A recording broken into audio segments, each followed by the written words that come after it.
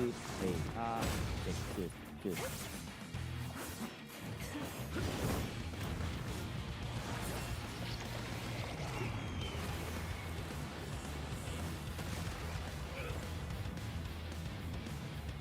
A stop. Good.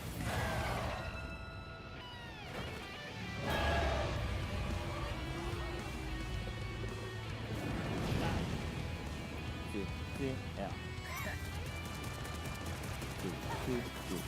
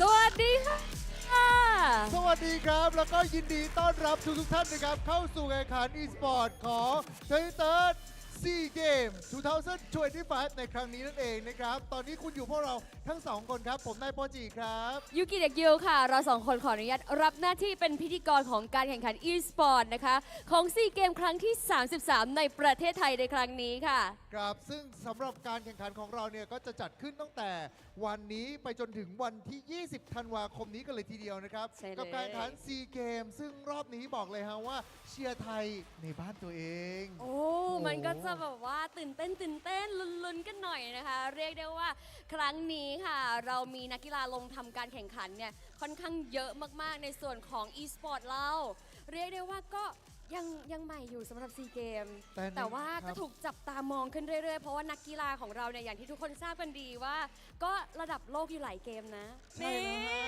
ซึ่งสำหรับการแข่งขันของเราในรอบนี้ในส่วนของตัวการแข่งขัน e-sport เองนี้ก็เรียกว่าหลากหลายมากๆแล้วก็ให้พวกเราเนี่ยได้มาอยู่กันนะครับณศาลาพระเกี้ยวแห่งนี้นะจุฬาลงกรณ์มหาวิทยาลัยนั่นเองนะครับถูกต้องค่ะซึ่งแน่นอนนะคะว่าเราจะทำการแข่งขันกันไปตั้งแต่วันที่ 13 จนถึงวันที่ 19 ยาวๆกันไปเลยค่ะทุกวันเนี่ยก็จะมีหลายๆเกมเนี่ยสลับสับเปลี่ยนกันไปนะคะซึ่งสำหรับหลายๆท่านที่อาจจะยังไม่คุ้นเคยกับ e-sport นะก็เดี๋ยวขออนุญาตแลปอัพให้นิดนึงแล้วกันว่า e-sport คืออะไรมันก็คือ electronic sport นั่นเองค่ะเป็นกีฬาอิเล็กทรอนิกส์ประเภทหนึ่งซึ่งตรงนี้ก็ถูกบรรจุนะคะให้นำมาทำการแข่งขันกันในซีเกมเป็นที่เรียบร้อยแล้วอย่างเป็นทางการด้วยและที่สำคัญคือในวันนี้เราจะมีสิ่งที่เรียกว่า demonstration match นั่นเองค่ะก็เราจะได้ดูนะคะว่าวันนี้เนี่ยเราจะทำการแข่งขันกันด้วยกีฬาอะไรเพราะว่าจริงๆแล้วต้องบอกเลยว่าเรามีหลายเกมทำการแข่งขันในซีเกมของเราในครั้งนี้ซึ่งถือได้เลยว่าตัวเกมนี้เองนะครับเป็นเกมที่มีผู้ให้ความสนใจในเซาท์อีสต์เอเชียมากที่สุดเลยก็ว่าได้แล้วก็เป็นการชิงถึง2เหรียญครับเพราะว่าเราจะมีแบบทีมชายแล้วก็ทีมหญิงนั่นเองครับและนอกจาก MLBB แล้วนะคะเราก็ยังมี Arena of Valor หรือว่า AOV นั่นเองค่ะก็จะเป็นอีกหนึ่งเกมโมบ้านะคะที่ต่อสู้กันหรือว่าไฟกันแบบ 5v5 นั่นเองค่ะในสาขานี้เนี่ยก็ชิง2เหรียญทองเช่นเดียวกันเพราะว่ามี2ประเภทคือประเภทชายแล้วก็ประเภทหญิงค่ะและหลังจากนั้นนะครับไปกันที่เกมที่ 3 กันกับเกม Free Fire นั่นเองนะครับก็จะเป็นเกมแนว Battle Royale บนมือถือนะครับโดยถือว่าเป็นเกมที่ได้รับความนิยมสูงสุดในหมวด e-sport เลยก็ว่าได้นะครับแล้วก็แต่ละประเทศเนี่ยสามารถที่จะส่งมาได้สูงสุดถึง2 ทีมครับแล้วก็มาดูกันสิว่าใครกันที่จะเป็นทีมที่เหลือรอดเป็นทีมสุดท้ายเพื่อชิง1เหรียญทองครับอุ๊ยอยากเมามากเลยสำหรับฟีฟ่าได้ข่าวว่าเขาส่งตัวตึงมานะตัวตึงแบบตึงสุดเลยเทียบแบบนี้ผมเชื่อว่าสำหรับท่านผู้ชมของเราทุกท่านนี้ก็คือจะได้มันกันอย่างแน่นอนนะครับคาดหวังเหรียญได้ฉันกล้าพูดแบบนี้เลยแต่ยังไม่จบแค่นั้นค่ะเพราะว่าเรามีอีกหนึ่งเกมก็คือ FC Online หรือว่า EA Sport FC Online นั่นเองค่ะซึ่งต้องบอกว่าครั้งนี้เนี่ยเราทำการแข่งขันกันบนแพลตฟอร์ม PC นะคะเป็นการแข่งขันแบบ 1v1 ค่ะในสาขานี้ก็จะชิงอีก1เหรียญทองค่ะใช่แล้วครับแล้วก็สำหรับตัวนักกีฬานะครับที่จะร่วมแข่งขันในซีเกมได้เนี่ยก็จะมีเงื่อนไขต่างๆนะครับไม่ว่าจะเป็นทั้งเรื่องของอายุต้องมีอายุ 16 ปีขึ้นไปแล้วก็แต่ละประเทศเองก็สามารถที่จะส่งทีมเข้าสู่การแข่งขันได้นะครับก็อย่างทางฝั่งของ MLBB หรือว่า Mobile Legends Bang แล้วก็ AOV FC Online จะสามารถส่งได้1ทีมต่อเกมส่วน Free Fire สามารถส่งทีมได้ถึง2ทีมต่อประเทศครับซึ่ ซึ่งในลำดับถัดไปนะคะ เดี๋ยวเราจะเริ่มทำการแข่งขันกันแล้ว เพราะว่าอย่างที่บอกกันไปว่าเรามี demonstration match ครับ ให้ได้ดูกันนะคะ วันนี้ก็จะมากับเกมที่มีชื่อว่า Magic Chess Go Go นั่นเองค่ะ ก็เป็นเกมแนวนะคะ Auto Battler นั่นเองค่ะ ก็จะให้ผู้เล่นเนี่ยสามารถวางแผนการเลือกใช้ฮีโร่วางทีมจัดการทรัพยากร ซึ่งอันเนี้ยมันสำคัญมาก ๆ เพราะว่าสำคัญต่อการอัปเกรดตัวละครถือเป็นเกมการที่เราจะต้องวางกลยุทธ์นั่นเองนะครับ แล้วมาดูกันสิว่าใครกันที่จะสามารถคว้าชัยไปได้ในการแข่งขันรอบนี้กับ Magic Chess Go Go ที่ได้เข้ามาร่วมเป็นส่วนหนึ่งของทางซีเกมของเราในฐานะของ Demonstration Match นั่นเองนะครับ เพื่อโชว์ทักษะฝีมือนะครับให้กับแล้วก็รวมไปถึงความสนุกให้กับทุกคนเนี่ยได้มารับชมกันนั่นเองครับโดยจุดประสงค์ของแมตช์ของเราในวันนี้เนี่ยเพื่อทุกท่านเนี่ยได้ทำการรู้จักกันนะครับกับ Magic Chess Go Go สู่เวทีซีเกมของเรารวมไปถึงเห็นถึงศักยภาพของการแข่งขันของ e-sport ในอาเซียนนั่นเองครับก็คือทำความรู้จักกับ e-sport มากขึ้น เพราะว่าต้องบอกว่าเป็นเทรนด์เป็นอีกหนึ่งกีฬานะคะแล้วก็เป็นอีกหนึ่งอาชีพที่น้องๆเนี่ยในยุคนี้เนี่ยเจน C เจน Y เจนโอ้โหอะไรเนี่ยอัลฟาเขาก็นิยมกันมากๆและอย่างที่บอกกันไปว่าวันนี้จะเป็น demonstration match นะคะเพราะฉะนั้นเนี่ยการแข่งขันของเราเนี่ยจะไม่ได้ใช้กฎกติกาเหมือน competitive standard ทั่วไปแต่ว่าจะเป็นกฎพิเศษสำหรับ demonstration match โดยเฉพาะเลยโดยจะมีตัวแทนนะคะจาก4ประเทศค่ะทีมละ2คนทำการแข่งขันในครั้งนี้ค่ะมากันแบบนี้นะฮะผมว่าหลายๆคนเนี่ยก็คงอยากจะเห็นหน้าค่าตาของนักกีฬากันแล้วนะครับว่าเป็นอย่างไรกันบ้างดังนั้นเนี่ยผมว่าตอนนี้นะฮะทุกท่านที่กำลังรับชมกันอยู่ครับพิมพ์แชทเข้ามาได้เต็มที่เลยทีเดียวครับเพราะว่าเราใกล้จะเริ่มต้นขึ้นกันแล้วนะครับมาดูกันสิว่าตัวแทนของแต่ละประเทศที่จะร่วมทำการแข่งขันกันในกลหมากของเรา Magic Chess Go Go จะเป็นใครกันบ้างถ้าเกิดทุกท่านพร้อมกันแล้วนะครับเดี๋ยวเราไปเจอกันเลยดีกว่า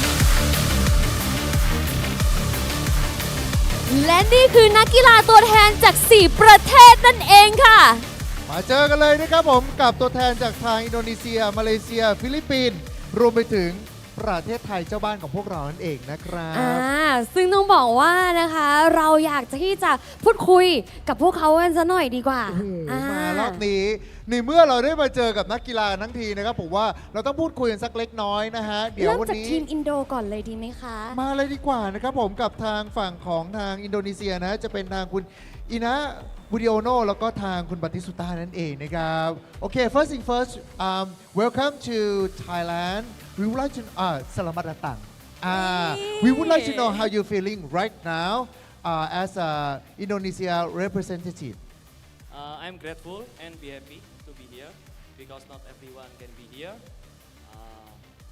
I will play my best for Indonesia can I speak Indo to my follower please pertanyaan gua cuma satu buat kalian semua paham nggak kalianโอเคถึงแม้ว่าส่วนตัวจะไม่รู้ว่าพูดว่าอะไรแต่รู้สึกได้ถึงพลังงานเขาส่งมาให้นะคะแปลกันสักนิดนึงสำหรับเมื่อกี้เขาก็รู้สึกว่ายินดีมากๆเลยที่ตัวเองเนี่ยได้เป็นตัวแทนของประเทศแล้วก็จะทำให้ดีที่สุดในฐานะตัวแทนประเทศค่ะเพราะว่าไม่ใช่ทุกคนที่สามารถมายืนตำแหน่งนี้ได้เองนะครับ Hope for the best for Indonesia team Okay next up we may move to Malaysia โอเคนะครับมาเลเซียทีมนะฮะก็จะเป็นทางฝั่งของทางคุณอาริสแล้วก็คุณฟาสเลนเองนะครับ How you feeling right now standing in front of everyone representative from Malaysia Okay I'm feeling grateful but at the same time excited to be here thank you Thailand for hosting this SEA Game and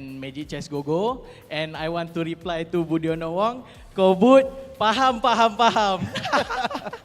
Alright, thank you. thank โอเค you thank you so much แอบขิงอะไรกันอีกแล้วนะคะเมื่อกี้ก็ถามเขาว่ารู้สึกยังไงบ้างที่กับความรู้สึกตอนนี้นะคะเขาก็บอกว่าอุ้ยก็รู้สึกดีใจนะที่มาเป็นตัวแทนประเทศแน่นอน แล้วก็ที่สำคัญคือตอนนี้ตื่นเต้นมาก ทุกคนตื่นเต้นค่ะ แล้วก็ขอบคุณประเทศไทยของเรา ถู ใน ก ฐา ต้ นะ อง ของเจ้าบ้านในการจัดการแข่งขัน ครั้ ซี งนี้ เกมในครั้งนี้ด้วยเช่นเดียวกันนะครับ แล้วเขาก็มีแบบขิงกันเดาว่าเป็นการแบบว่าสไตล์ e-sport เราก็ต้องแบบ เฮ้ย นายทำเต็มที่ไหมอ่ะ มาเลอินโดใช้ภาษาเหมือนกัน ไม่กลัวอยู่แล้วอะไรอย่า ป ง ระมาณนี้ แต่ว่าทีนี้ผมว่าไปเจอกันอีกหนึ่งประเทศที่เข้ามาร่วมพูดคุยกับเราดีกว่านะครับผม ค่ะ กับทางฟิลิปปินส์นั่นเองนะฮะ โอเค เดี๋ เดี๋ ย ยว วเรามา ขออนุญาต พูดคุยกัน นะคะ สักเล็กน้อย มาครับกับทางฟิลิปปินส์นะฮะ ตัวแทนของทางฟิลิปปินส์นี่ก็จะเป็นทางฝั่งของคุณอิลาเดแล้วก็ทางคุณรุยส์นั่นเองครับ How you feeling first thing first คุณมูซา นี่ I'm good โอเค How you feeling right now First of all, Kapkun ka Thailand. อุ้ย Thank ข you, อบคุณ thank ค you. รับไทยแลนด์ขอเสียงปรบมือให้หน่อยฮะ โอเค thank So you so cute. much I'm very excited and not everyone gets the opportunity to play here. ก็รู้สึกดีใจมาก ๆ แล้วก็ไม่ใช่ทุกคนที่จะมีโอกาสมาอยู่ที่นี่ฮะ อ่า We would like to thank all of the staff here in Thailand and in SEA Games. And can I speak Tagalog? please Okay, ตะกลอก thank you. What's up mga itik? Another day, another chance.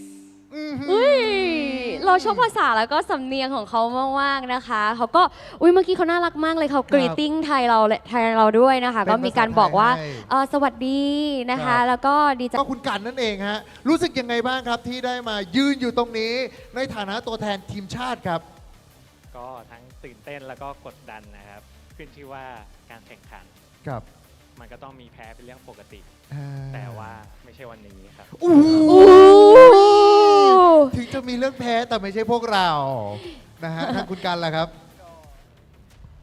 เดี๋ยวจะต้อนรับให้เต็มที่ครับ จะต้อนรับให้เต็มที่ให้รู้ว่าทีมไทยก็มีดีครับ นี่ เดี๋ยวจะต้อนรับให้เต็มที่นะ ไม่ ฮะ ไม่ธรรมดา Welcome everyone to Thailand โอเค they will try to welcome you with a warm feeling Yeah, and we- they feel a little bit pressure but it's common that when we compete they always we have a winner and loser but not for Thailand today but not us and Not they're us trying today. to greet you guys inside the games นี่ โอเค let's see who's going to win today มาดูกันดีกว่านะครับว่าปีนี้ใครกันที่จะสามารถคว้าชัยไปได้ใน demonstration match ของเราเอง เดี๋ยวเราไปยืนตรงกลางเวทีกันก่อนละกันนะฮะ โอ้โห มาเพราะว่าวันนี้นี่อย่างที่บอกกันไปเรามี 4 ประเทศที่ได้เข้ามาร่วมกันในการแข่งขันครั้งนี้นะฮะถือได้เลยว่ารอบนี้มาแน่นอนครับกับ Magic Chess Go Go นั่นเองนะครับ และแน่นอนค่ะทุกการแข่งขันนะคะ ก็ต้องมีนักพากย์ค่ะ หรือว่าที่เราเรียกกันว่าแคสเตอร์ที่คอยมาสร้างสีสันให้กับการแข่งขัน ให้สนุกสุดมันนั่นเอง ซึ่งครั้งนี้ค่ะแคสเตอร์ของเรานะคะ ก็คือคุณเลเฟลแล้วก็คุณลีโอนั่นเองค่ะ ครับผมก็บอกได้เลยฮะว่ารอบนี้มันกันอย่างแน่นอนนะครับผมแต่ว่าเกมการแข่งขันของเราใกล้จะเริ่มต้นขึ้นกันแล้วนะครับ so our games is about to begin we may have all the athletes please proceed to your station ก็คือตอนนี้เดี๋ยวเราจะให้นักกีฬาแต่ละท่านนะครับ ไปประจำที่กันเลยแล้วกันนะครับ เพราะว่าการแข่งขันของเราใกล้จะเริ่มต้นขึ้นกันแล้ว นั่นเองครับโอ้โหมาครับ คุณยูกิตื่นเต้นมากเลยอ่ะ ตื่นเต้นเมื่อกี้ถึงขนาดตะกุกตะกักพูดอะไรไม่ถูกเลย เพราะว่ารู้สึกได้ว่า energy ตอนนี้ can you feel the heat right now is rising up We can feel are you guys feel the heat right now รู้สึกได้ถึงความร้อนที่กำลังอยู่บนเวทีของเราแห่งนี้ถูกต้องไหมครับแหม่ ถูกต้องค่ะ เพราะฉะนั้นตอนนี้ไม่ต้องรอช้า เดี๋ยวเราส่งเข้าเกมกันเลยดีกว่าค่ะ ดังนั้นนะครับเพื่อเป็นการไม่เสียเวลารอบนี้นะการแข่งขันของเรากับการแข่งขันของซีเกมครั้งที่ 33 ประจำปี 2025 Magic Chess Go Go Demonstration Match Let the The game game begin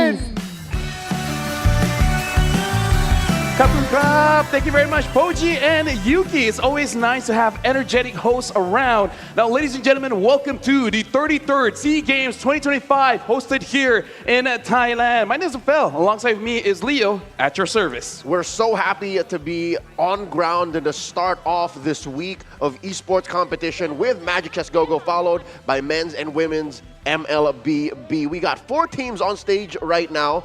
They introduced themselves, a little bit of a message, even in their own native languages, and I cannot be more excited to start it off. I'm excited I could understand most of it. And yes, this is going to be Magic Chess Go-Go. This is going to be the tournament format where we'll have one match, but in this one match, we will go for 5 rounds. And you guys saw that we have 4 participating countries. We got Indonesia, Malaysia, Philippines, and of course, Thailand. And each country will have two players, 2 representatives, where they will be sharing points. Whoever has the most points is the champion. That's right. This introduces certain dynamics wherein you have to communicate with your teammates. And as you can see on camera, and if you're here with us in Chulalongkorn University, then you'll understand that going from 1 to 8, getting you 9 to 7, 6, 5, 4, 3, 2, 1 points makes the difference. So if, let's say, Lafel and I were on the same team, right? Yeah. A hybrid of Team Philippines and Team Malaysia, we would have to talk about it and say, yo, I'm going for a first place finish. Are you okay with 6th or 5th? We can do that. And whatever that is, 9 plus what? 4 or 3? Yeah. That's your total points gain for that round. I gotta say, getting number 1, that 9 points is gonna be very important, especially considering in this lobby, we got Batitusta, Budiono, Itachak, Gun, RF Fazli, Larda, as well as Ruiz. These are well-known names inside Magic Chess Go-Go community, where we even saw part of their message on stage was addressing their known audience. And especially coming in from Malaysia, Arif as well as Fuzzy, I've been seeing them a lot on streams. And Batistusta and Budiono, a lot of their commentary as well, going all around the social media. I love how this spread of 8 talented athletes and aspiring MCGG icons are a combination of former MLBB athletes, commentators, and just people who focus their love on MCGG. By the way, follow us on Facebook. Socials are coming up right now. We're trying to hit an MCGG Facebook milestone. Scan the QR code to be a part of this. There are prizes to be won when you interact online. Oh yeah, for sure. And as we're going to be jumping in, we got a lot of interesting dynamics here because, again, when it comes to the point system and we're going to play all 5 games, this is going to be quite an interesting setup how the players of each country will be playing with each other, because denying certain picks coming in, especially for the 5 cost, is going to be very crucial, because I kind of feel like in this kind of lobby, whoever gets a 3-star 4 cost first, or if it happens, a 3-star 5 cost, that's basically going to be a win. If it's not number 1, even number 2 is going to be pretty good. Yep, you're talking about the hero pool. This game is an auto battler, and mainly games are won and lost off of what the pool gives you. And before even considering what the pool might give you, you got to start off with your commanders, right? Yeah. Introducing here a unique commander system.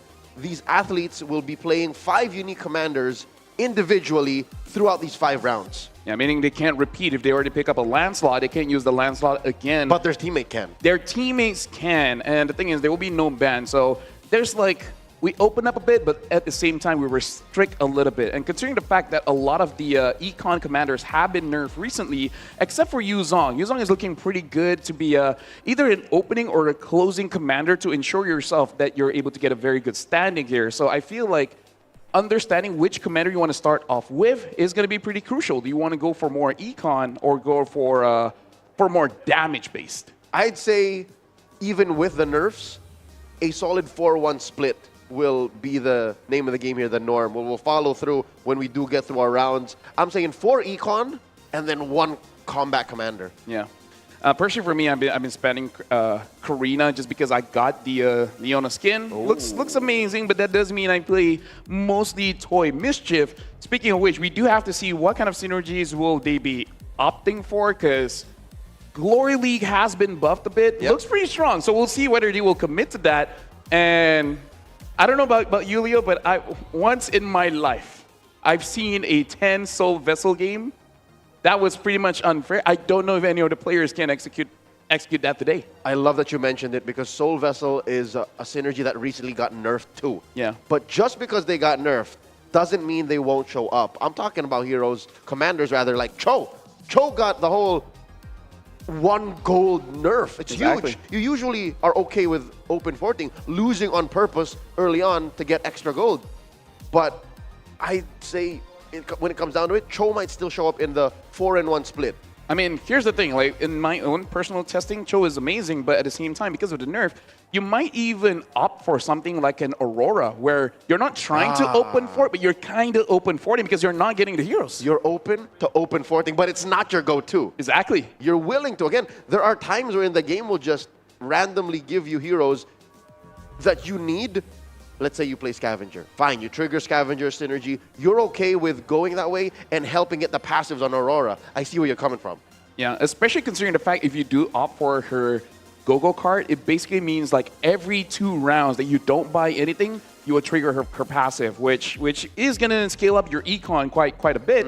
So, I don't know, going up against a lobby where everyone here is pretty okay with open forting, I feel like whoever gets a very good early opening, something like a Starwing opening, or able to get the Soul Vessel, they're like, okay, you know, I'm gonna be pretty safe going for an early game comp here because everyone is just gonna basically concede in the early stages. Which is an interesting balance because whoever reads the room first, whoever acts as the let's say apex predator in this open fort meta, will be the one to reap the benefits. Imagine hitting a power spike in as early as stage 2, and then just putting someone down way below what they're comfortable with. And here's the thing, I've been scouring all over the net, and it looks like everyone has a very cheesy strat, you know, use something like a die-off to get a very early 5 cost and then basically just play around it. And bonus, if that 5 cost is happen to be a Glory League hero. And spam level XP. Exactly. Just get there faster. You don't have to have a...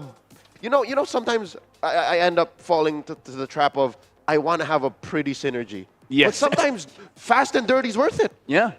So we'll be seeing, like, when it comes to the strategies here, the players are pretty comfortable with buying and selling all the time just to make sure that their econ is hovering around 20 or hovering around 10. But and I feel XP, pow! It's like pow, pow, pow, pow, pow, pow. All of a sudden, they're at crazy power levels and then just subbing things out. It makes it pretty difficult for you to scour each of your opponents. At 1 second, you see they're going for this. The other second, they already changed it up. And that is what's lethal. We're talking about mid-game, early game power spikes. What if there's a late game? We've seen this happen. I'm pretty sure you played ranked games where you're like 5 HP and you're losing and you're down to the finals and you still win the finals because you made that the last second change. Well, I've had it, but most of the time when in my ranked games, the one that's able to pull it off is those that is able to get a cheese aspirin game, especially when you get Gushin. Ooh. And then all of a sudden you have amazing synergy in the early. So even when you're opening up, you're not losing by that much. Yeah. And by the time we go to the late game, you already have like hundreds of your Aspire points. Yeah. And then at that point I'm like, okay, you know what? I'm aiming for second place anyways. It's fine. I get top 4, I'm happy. If this extra hybrid damage doesn't work out, that's fine. I still got my rank star. And in this case, I still got my 7 points. Which, again, in some cases, if you consistently place second or third compared to that one team that just got that 1 win, then it might work out.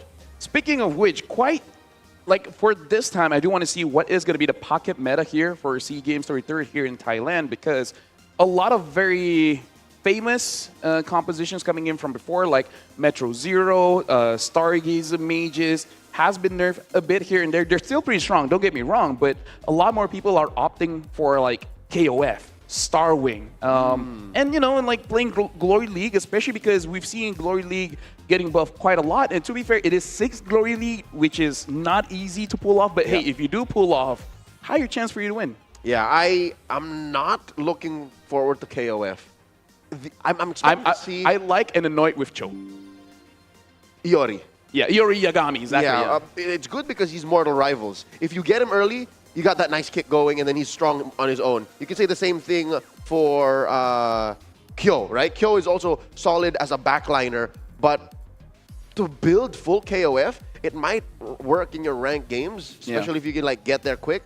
But I'm not expecting to see that here. I feel like it's not going to be, as we're looking for, the pocket meta in SEA Games. Yeah, personally for me, the meta that I really like is just playing around Glory League, but I don't usually go all 6. Sometimes I just stick with 4 because I really like having Claude or Granger as my carry. Between the two, I do prefer the Claude a little bit because more often than not, the Claude is able to dodge out pretty clutch ults, you know, able to dodge like a Kadita, making sure that, especially if you do have that Winter Crown with the Truncheon, the Claude will be able to survive long enough and able to clutch it out. So personally for me, I love Glory League games.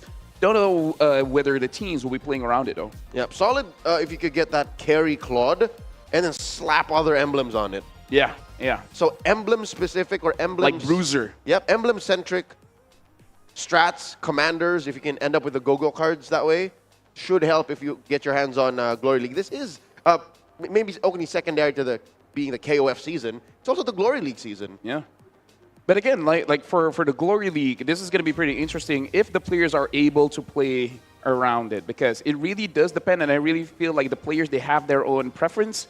Like, for example, if Akai is your Glory League hero, do you want to play around it? And if you do you want to play around Scavenger, or do you want to play around the Toy Mischief? If you end up with Akai in Glory League, yes. Exactly, because I kind of feel like, personally for me, if I see Benedetta, I'm like, okay, I'm going to go for it. If I see Harley, I'm going to go with it, because I do like Starwing, I do like Fighter, so it is a personal preference. But yeah, I feel like for the Glory League, it really does depend who is the 5 costs.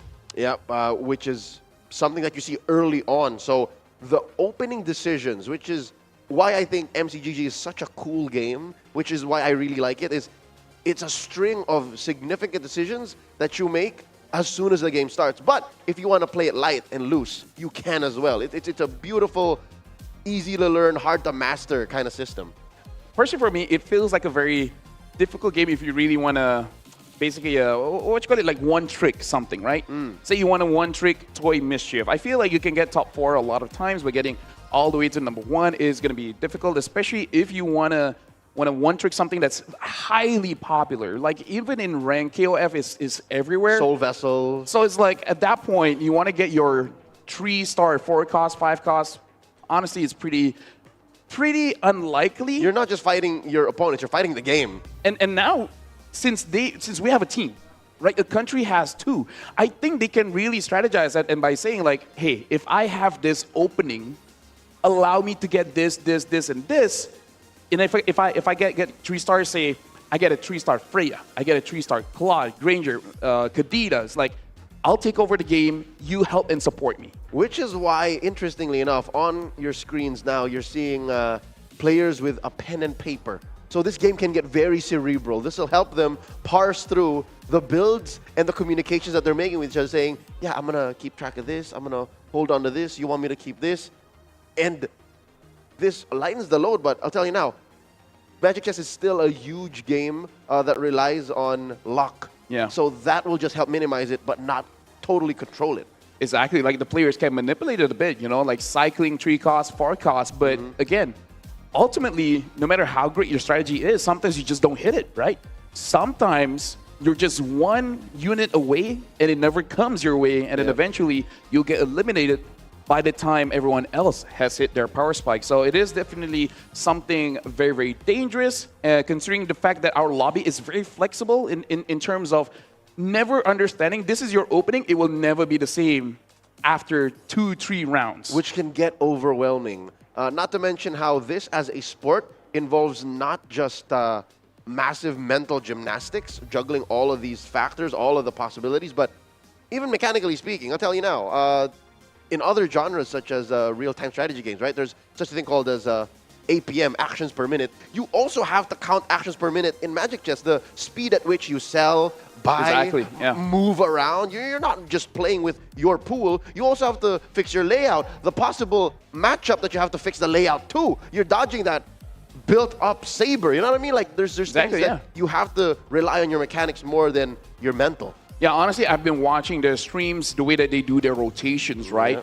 Selling a 2-star, swapping it for a 1-star, and then just basically trying to hope you get that final unit. And then once you get that final unit, sometimes it does disrupt your board a bit, and then you have to rearrange it, especially when you understand whether your opponent is going to be more left-heavy or right-heavy, or whatever they're placing the Harley, that's also something that you have to consider. Units like the Harley, which can go at the edge of your screen and get onto your carry, it is a lot that you have to micromanage. So yeah, I do agree with you. There is mechanics in the terms of the speed that you're moving around the board. Yep. It's just a matter of time before we get started. We will see that in action, but for now, I think we need to take a quick moment to get things started. Yeah, we're going to go for a quick break, but after we return, we will be starting the first game of Magic Chess Go-Go.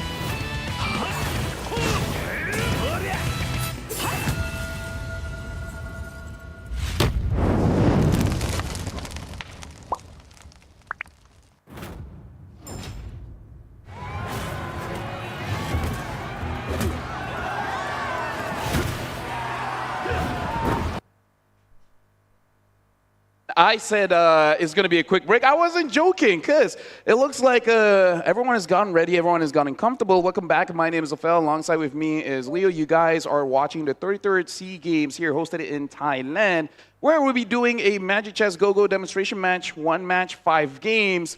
The country with the most points wins. We're yet to put points on the board. We're just about to load into our first lobby. Again, competing in this demonstration is Team Thailand, our gracious hosts, Team Philippines, Team Malaysia, and Team Indonesia. And again, each team does have 2 players, and they'll be sharing their points. So even if one of the players ends up in 8, as long as their partner ends up somewhat higher, especially at number 1, it's going to be pretty good. Over here, it looks like they are into the game. And looking at the commanders here, actually quite a good spread. A lot of Chos, Popol and Koopa, Gushin, Paquito, and looks like a 1-1 as well. So a good mix of having Econ, having an early emblem, as well as just damage with the 1-1. Looking at the spread, it's still a majority Econ. So we are on meta. We're reading it right. Here we have eyes on Batistuta. He's starting with Aspirants, but isn't this a good start? It's a solid start. Especially, yeah, 2 synergies for free. Exactly. Like this is amazing as a Ruby, because you have 3 synergies. So if you play around that Ruby, you can actually have a pretty solid early game where even if you do lose, more often than not, you're able to take down at least 2 units. So you won't be losing that much. Ooh, looking at the early game spread here, 2 Soul Vessels, Fazli and Budiono going for it. Hey, again, we mentioned it got nerfed. Check your events tab in game. You'll see that. But if you can get a quick 6 synergy, hell, you even get the elusive 8 to 10 synergy Soul Vessel, it could still work. Hey, if you're able to do that, then you deserve to win, am I right? But looking at the match here, looks like in terms of how the board is looking like, this is pretty impressive at round 1, stage 2. Yeah, multiple synergies already. Exactly. Glory League, Toy Mischief, Bruiser, even the Dauntless. Ilardi, this is one of the best openings that you can ask for. I was going to say, Lafel, you're in love with Ilardi's opener. Like, this is a spread of synergies that you're so comfortable with playing in ranked. I would do the same. Yeah, I would do the same, and if I get a Toy Mischief early, I'm definitely going to go for it. So opening up pretty strong here, and looks like already buying quite a lot of units, probably still playing around and already getting a 2-star Jawhead. The thing is, I didn't get a peek as to if Ilardi had already used Gushion's skill. Is he slapping extra synergies already this early on, at least the first trigger, to get that far? Or is he holding on to it? Because if he is holding on to the 2 triggers, then he's yet to get more. Yeah, that's insane, because once you do actually trigger the Gushin skill, you will get gold. And at that point, it's very easy for you to maintain your interest. Speaking of which, right now we do see Fazli here playing Soul Vessel opening, as well as having that Toy Mischief. Talk about getting a very strong opener here. like either Toy Mischief or Soul Vessel is already pretty strong. You get both. What impresses me the most is he got his hands on the Aulus already. So having Toy Mischief, sure, easy on Uranus, easy on Jawhead early, but he got the Aulus. So I think that was a key here to him winning that opening round. Here we see Ruiz doing pretty good as well. Two of the three left at 100 are from Team Philippines. And I gotta say, you gotta be careful of Fuzzy here because he is using that Popol and Koopa. If you're not, maintaining a good row of heroes, you might actually give one of your higher costs towards that Popol and Koopa. So it is something that you do have to manage pretty well. And if Fuzzy is positioning one side of the map, no matter what, he will be getting a front line. Looking at the board on Intachak of Team Indonesia. Thailand. Of Thailand, rather. I'm not sure how to feel about this. It looks like he's not dealing enough damage. Yeah. It is still a pretty solid opener, having Starwing as well as Stargazer. But again, Stargazer has received quite a few nerfs over a long period of time, so the damage isn't all there until you hit 4. Yep. Intachak needs a good core going into the mid-game, because right now all we saw is a solid amount of sustain. Like, those were all the support pieces with nothing to use it as payoff just yet. Speaking of which, we are jumping into the chess round here. Intachak is going to be first pick. And in terms of forward cost, there's only the Arlid. Does he even want that? It looks like Budiono is able to get the Arlid, and Intachak took too much time. Exactly. I think he was considering, like, do I really want it? But Budiono's like, no, that's what I want. Now it's the two Filipinos left on, Ruiz and Ilarde of Team Sibol. There's the Ice Queen Wand and the Blade Armor going over to each. I wonder how they're going to use that. I wonder if it's going to be worth it. Well, speaking of worth it, looks like Intachak is going to sell off. He does not want that KOF synergy. Got that Bruiser. Unsure whether he wants to keep that Blessing or not, but I'm really looking at Budiono how he's going to be using the Arlid, because Arlid is pretty strong. So strong, in fact, that had to be nerfed quite a few times. Does he want to use that just to stabilize his board, or he eventually wants to play with the synergies that Arlid has? Yeah, Arlid is a solid core for a mid to late game burst. But here we see have eyes on Ilarde, still untouched at 100. Going straight for the back line, the Karina is trying to do the work. Leona falls this time around. And I love it again, this opener. LaFell, he even gets Scavenger on. His economy is gonna go ham. At this point, he's probably gonna be the first getting to level 8, and at that point, he has first dibs on getting a high cost level 2, right? Doesn't matter if it's a 4 cost or a 5 cost. Because like I said, the synergy, not only the econ is good, but actually it stabilizes quite well, quite a good spread of damage as well as sustain here. Having the Ice Queen's Wand on the Carmilla doesn't really mean much, but the fact that Carmilla is able to deny some healing coming in from your opponents does help a lot, making sure that she stays alive as long as possible. Eyes on Batistuta right now. You can see that he's trying to shuffle around that Stargazer. Has yet to put it on anybody. Currently playing with a core Aulus. Let's see how it fares against Intachak. I would say Aulus is still one of those 3 costs that is worth investing in. Of course, you would prefer a Freya, but at stage 2, I think it's actually pretty good. The fact that you're able to get a 2-star 3 cost here. And now even with the Arlid, man. Yep. Especially with the Arlid. Yeah. So this is becoming problematic for Intachak. The same symptoms still persist from when we last checked in on him. This right here is Fazli. Oh no, Fazli 2v1. But again, I kind of feel like it's completely fine, especially because only a Soul Minotaur is there, so he's not going to be taking too much damage. Now we are jumping into creep round, so we got to see what are the go-go cards that the team is going. It looks like I wants more re-rolls here, and Louder and Gun. They want to make sure that when they do have the synergy, it's going to be looking good. Fuzzy getting that thick blood. So eventually, as the round progresses, his damage will continuously get better. It looks like Intachak might be going for more mana-based hero. So a good spread here where some are focusing on that synergy and some are just want a little bit more econ, considering just more refreshes on the round. Yep, Budiono going for some items there. So, good question to pose. Do you focus on equipment on your cores or just building up stars on the heroes that you have? So here's a little bit of a quick break from the actual competition, the creep round. Again, items getting Blessing activated here. on board Beyond the Clouds. Beyond the Clouds is one of those core-centric synergies. So damage will be coming through good for Fazli now. Yeah, it's going to be good if you have one really reliable carry, because Beyond the Clouds, it really depends on what ultimately is going to be your 4 or 5 cost. So I feel like it's a very good way for you to ramp up by getting those stacks as early as possible, but then you always got to transition to have that one amazing carry. The question really is, what's the carry going to be looking like? Budiono now, he still has that Aspirin, but only 20 points here in the Aspirin points, so not a lot. Probably not going to be investing too much on it. Budiono looking good, happy with the turnout. Safe to say this core Arlet is working right now. Yeah, getting War Axe on Arlet quite early. Already looking pretty good, as well as the anti-Cures.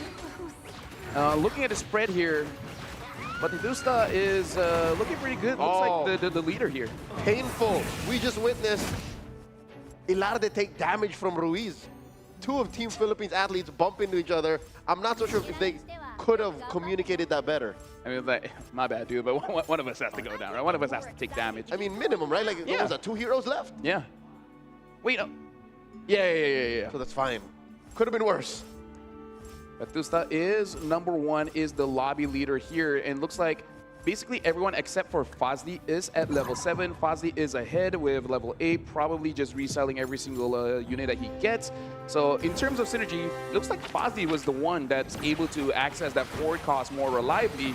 And looks like there is a Valentina for Gun. I'm unsure if you want to play around that. Oh, Gun doing well against Ilarde for now. This is Thailand versus the Philippines. Look at that huge jawhead. He's holding the front lines. And Gun gets it. Oh man, it's back-to-back, not looking good for Ilarde. Yeah. One of the amazing times for having a 1-1 commander, basically stabilizing no matter what kind of synergy that you have at stage 2. But eventually we will be going for the chess round. Intachak as well as Budiono, they are the bottom of the standings here, but I would say pretty healthy, right? 57 HP, 59, getting first dibs on stage 2 chess. That'll be pretty big, especially if there's a 5 cost on the board. A very tactical decision. Hopefully it does not bite them in the behind, specifically for Intachak, because Intachak did not have a great early game. Yeah. So going into stage 3, he's going to want to hit that power spike. Speaking of which, Batistuta has a pretty wide spread here, playing with Weapon Master, Mage, Shadow Cell, as well as the Toy Mischief. So rarely do we see a mix of Weapon Master and Mages. Usually we will see one of either, but this one relies on skill, one relies on basics. Exactly. So he's probably just stabilizing at this point, but he has a Valentina. Maybe he will go more towards the Mage, but I don't know. I haven't played a lot of Valentina myself. Ilarde dropping here to the 50s, taking 11 from Batistuta. Eyes on Budiono now. Indonesia's winning this round. Yeah. Now we'll see whether you actually want that or not, because it looks like in terms of dips, he was #2, but now it's going to delay it a little bit. Intachak here goes for Iori Yagami. Fazli looks like he wants that KOF emblem. I wonder if Fazli wants to get a little bit greedy here and try to hit 11 KOF. Our leaders coming through. An item for Ruiz, another for Arif. Batistuta going for the extra mana regeneration. Let's see how this stage goes through. 3-1. Getting the purple buff is going to be quite good here. Unsure which we are spectating at the moment, but looks like they are shuffling. I think it's just Budiono.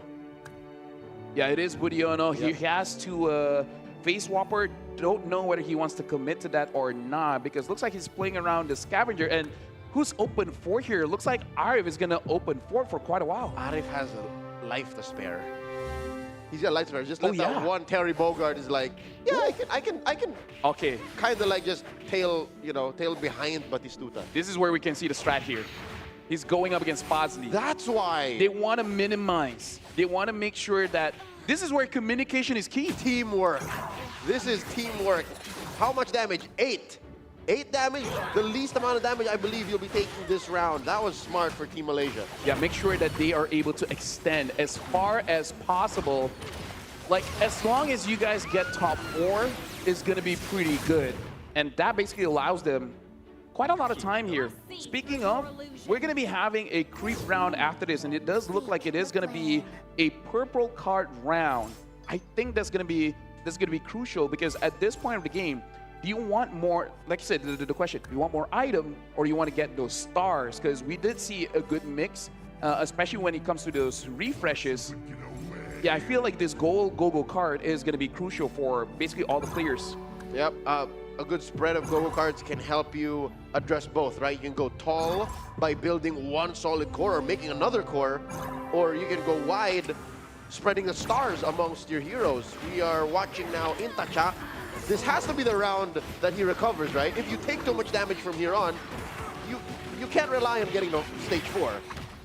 Speaking of which, looks like he might be investing a little bit onto Yuri Yagami because he's going for 6 bruiser as of right now. He's good. And the thing is, Yuri Yagami is amazing, but he's really amazing at 2 stars because at 1 star, even though he can kick quite a lot using the way of dragon, but sometimes he does die very, very quickly unless you have a winter truncheon or at least 1 defense item alongside with a Haas Claw. This is going sideways for one half of Team Philippines. Make that both. Ruiz and Ilarda find themselves at 6 and 7 now. This is looking bad. Oh, why are they losing out in the mid game like this? I'm unsure, but Batitusta, it looks like he's going to opt for Mage, having 2 Stargazers as well. He does have a Mage emblem. I wonder if eventually he will get a Vexana and just put the emblem onto Vexana and try to get 4 Stargazers on the board as well. Fazli holding on. We can expect a good power spike from the players that are holding on to what? 40, 50 gold up. So this is a breather.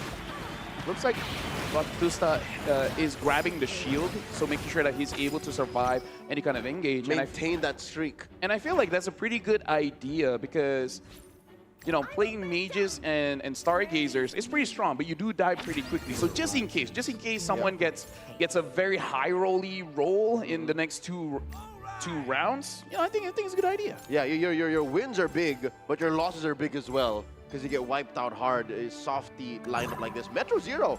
Who was that? Someone was going for a Metro Zero. Yeah, and look at this. Budiono is open, forwarding. I wonder if he is going to fight against Batusta, and at that point is like, just take it. I feel like you should leave at least 1. Oh, they are. That's what they're both doing. Yeah. So good communication coming in from both, making sure that neither are, you know, they're being fair. Yep, it's the Indonesia versus Indonesia match. They just both sit on it. No damage taken from either. But now we're watching the action between Thailand. They didn't talk. Or they did talk, and they're like, eh. Anyways, look at this. Fozzy did get the trust fund, and he's at level 9 at this point. I think he wants to go for 10 pretty quickly, and at that point, maybe he's going for a 3-star 5 cost. Fozzy is playing very heavy econ. Trust fund at this point is going to be insane. Speaking of which, he is level 9. Ilarde is level 10. Oh, Ilarde suffers another loss at the hands of Fazli's core Kadira. So Ilarde here at 21, I'd give him like 2 losses left. Yeah. You lose 2 more, you're dead. And this is what we were talking about, right? Mage, Stargazer, a lot of damage, but you do go down pretty fast. So you got to make sure whoever you kind of have to spread your core so that if one gets taken down, someone else can pick the pieces back up. We are looking at Intachak here. So playing a spread of Bruiser, having 4-star wing as well, and looking at Yuri Yagami still at 1 star. I don't know. It might be fine, but I'm slightly worried for Intachak here. I think Intachak, he's out of the woods. He's in a much better spot than Ruiz or even Fazli. His economy is looking stable. He's going up against number 1 currently in the lobby, Batistuta, and he's making it work. Lafel is making it work. Yeah, but look at that. The damage coming in. Looks like the Guinevere as well as the Saber is able to do it, but again, Batistuta does have that shield, so he's pretty comfortable taking that loss. And the Arlet trying to heal up, unable to hit the ult, and looks like it's gonna get taken down by the Kadira here. And nothing a Lone Saber can really do. Yeah, no. Oh, yeah, nothing. Doesn't have that spell vamp. He has the raw defense via the tanky items, but close. I think if maybe 1 more hero was left there with Yono, he would have survived. 2-star Freya for him now. Yeah, that is actually quite a big power spike here. I wonder if his think about the idea of going for a 10-star wing, probably going to be pretty difficult unless you do get an emblem in the chest phase, but at the same time, I don't think that you're really going to get it. Maybe the better way is just try to get a 3-star Freya and then just play off of that. Oh, look at that. Terry Bogard is already 6 out of 9. We might see Huge. a 3-star Terry. Huge. Fazli's Terry Bogard is now about 350 pounds, 6'9". Huge of a man. Let's see how it performs against Budiono's lineup. Looks like the There it Kadena. is. Yeah, instantly goes in. And a lot of 1-star here for Fazli. So he's been econing quite a lot. And looks like the burst is enough. The Kadena is doing work. Kadena KOF. Kadena is so good. We already saw it clutch a win, but here it performed so well that there was at least a hero or two left for that lineup. Now going into the 3 to 4 transition, chest opens. Yeah, Elare instantly getting the Luminexes. Ruiz wants more capacity. Intichal getting the capacity as well. Arif, does he want the items or does he want the ex-Boryakai? Looks like he's going for the Weapon Master. Probably denying it away from the rest of the crowd here. Fazli takes up that Akai, but Tetusta, considering he is using mages, gets that purple buff just to make sure he's able to utilize the abilities pretty quickly, and I feel like that's a good idea because you kind of have to spread out your strength.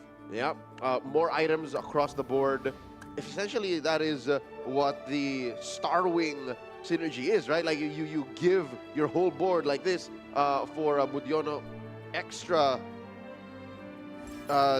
damage, extra HP. Like you're just buffing everybody, especially if you can hit that 10 threshold. He's about 3 away, still looking for that emblem. And I would say good and bad for Fazli here because it looks like everyone is playing Kadena, but at the same time, it's like it's going to be hard for him to hit 3 stars, but everyone else is going to have the same problem. And now looks like Budiono is going up against Arif, and looks like Arif is taking quite a lot of damage here. The Akaido is looking pretty solid, and either way, Arif, this Irithel is untouched, and the Irithel is carrying like crazy, going up against the Matilda. Nothing she can do. And it's not even like an optimally built Irithel. It's playing with Claude's theft device. So he can kind of roll into less ideal items, but he got that Blade of Despair, so he's fine. Arif now does have the 2-star Akai, Budiono having a 2-star as well. We're looking at the board here for Fazli. Again, 9. It looks like he's been, I would say, cycling quite fast. He only has 4. He got it. But he's got a 3-star Terry, and now the items are on him. It's a core Terry. But I gotta say, the KOF Kadena still you gotta be careful of. But at this point, he's basically putting her there to die. And there you go, Gun sees that Fazli does have that 3-star Terry. And Ilarde has fallen. That is 1 point for Team Philippines. It's just Ruiz left to try and survive the scraps. We got eyes on him now. This is a marksman-heavy lineup. No big commitment to any synergies just yet, and he's gonna fall as well. Yeah, and look at this. Looks like the death animation is gonna hit onto Ruiz. A Joe Commander here winning it out, and looks like Ruiz will be the second one taken out. And all that while, Intachak took 15 damage, so Intachak might be able to afford only 1 more loss. After that, it's over. I'd say no. 1 more loss and he's out. Yeah, exactly. We're at stage 4. Yeah. This is difficult. Team Philippines, quick tally, has scored 3 points and are completely out of the Game 1 lobby. Looking at what's left in the 5-cost pool, still a lot left in. Yeah, basically, like, I feel no like... one has any of, like, 2-star 5-cost yet. No, I believe Akai, it might be Arif. Arif might have that 2-star Akai, and there's 6 more in the pool. So there is an opportunity for him to get up to 3.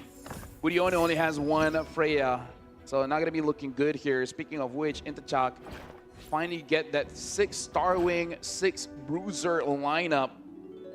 We're gonna see how this carries out because I'm looking at Yuri Yagami still at 1 star. He does have 1 copy and 1 copy of the Harley as well, and finally gets that 2-star Yuri Yagami. Intachak had a hard early to mid game, but in the late game, even at 11 health, I think he'll be fine. I think Intachak with this kind of spread will make it a top 4. Look at Fazli. He has 3 on Terry, and I believe that's a Valentina as well. He has 3-star 4 cost, 2 of them. Everyone else is 1, but With 8 max synergies and Metro Zero online. this is a pretty scary board. He's going up against Budiono. Budiono having 32 health, might be able to survive, but look at that. Arlet gets picked up for Fozzy. Fozzy goes in, and it looks like a 3-star Arlet. Can the Arlet carry this one? Because look at that, the Terry Bolgard is still able to survive, and all the while, Valentina dealing 3 damage. Gun has been eliminated, and looks like Budiono taking quite a lot of damage, 10 HP left. 22, given the 4 heroes left. Fazli is firing off on all cylinders. I think what was key to that win was the glowing wand. The glowing wand of the Valentina, awesome pickup. Stop that Arlet from, again, saying what you said. Maybe the Arlet can do it, but with the nerfed healing and regeneration, there was nothing that Arlet was to do. And again, 2 4 costs, 3 stars. And he's gonna get stronger after this, right? So Budiono at 10 HP, Intachak at 11. Batitusta looking pretty good with 61 here. Arif 31. So Batistuta is the leader, but he has no more shields. All the more impressive is Batistuta has remained at #1 for the past 3 rounds, 4 rounds even. Budiono here at the edge of his life. Looks like he's gonna be losing it out here. The 3-star Arlet is getting controlled by Yori Yagami. Triggers the Winter Crown. And so far, still surviving. Is he gonna be able to 1v4 this? Uh-oh. This is what we're talking about. No regen nerfing, still not enough. Budiono falls. That's a #5 spot locked in for Indonesia. Yeah, so far, 2 from the Philippines, 1 Indonesia, and 1 Thailand. Intachak, Arif, Fazli, and Batistuta is the top 4 here. 2 Malaysian players are left, so this does mean that they might be able to clutch this out. Even if they don't get #1, they're going to be having quite a healthy lead after game #1 in this 5 games match. Yep, I got eyes on Intachak. Did he adjust? Did he switch it up? Oh no, he just moved stuff around. And this time, look at it, Joe. Has more sustained. Hasclaw, War Axe with the Winter Crown. Ooh. He should be able to absorb quite a lot. Multiple kicks, and I don't think he'll need to absorb much because look at the damage he's raining down on Arif's lineup. He might eliminate Arif here. Arif at 13 HP, very much possible. Oh, but the Barras is so tanky though, and now gets split up. And now deals with the Cho. Cho kicks it, but there's 2 Barats here. But this is Yori Yagami, man. Gets 5 kills off of that, and Arif is eliminated at #4. Only 3 left, and Batistuta falls from #1. Yeah, as we're about to see the start of the chess round. Possibly the final chess. Possibly, man, because everyone is at pretty low HP. Batistuta as the leader of the lobby, we did see him lose, like basically having a lose streak here. Unsure about what they got, but Intachak now has a 2-star Harley. The Claude's Chief Device is on to Harley, and I feel like that's fine, because Harley's kit is strong enough to do what Harley has to do, which is eliminate the main damage. Yep, and even with a theft device, most rolls are okay rolls. Most steals from the item pool. Looking at Batistuta's lineup here, full committal to mages, fully charged up that tree.